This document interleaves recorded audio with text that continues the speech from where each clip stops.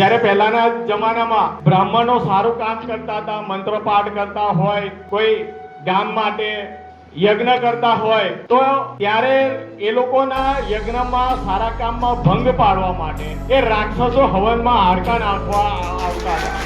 રાક્ષસો જતા રહ્યા, પણ આ કોંગ્રેસ એ રાક્ષસો રૂપી એમના વંશજો હજુ પણ આપણી વચ્ચે છે, જે ત્યારે વિકાસનું કામ થતું હોય ને ત્યારે એમાં આંગળી કરવા હવનમાં હાડકા નાખવા માટે જરૂર આવી જાય. સરસવણી ગામે કુલ 25 લાખ રૂપિયાના ખર્ચે નવીન પંચાયત ઘરનું આજરોજ ખાતમુહૂર્ત કરવામાં આવ્યું છે. આ ગામના જ સરપંચ પતિને પેટમાં દુખી રહ્યું છે. પોતાના ગામમાં જે વિકાસનું કામ થાય છે તેમાં અડચણ બની રહ્યા છે.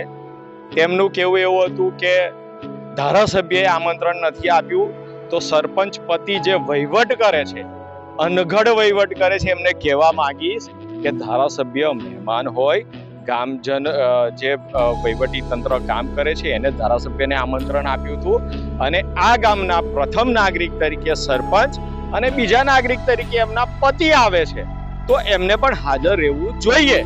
આવા વિરોધીઓને જે વિકાસના કામમાં હવનના હાડકા નાખે છે તે લોકોને ગામજનોએ ખૂબ સારામાં સારો જવાબ આપ્યો છે.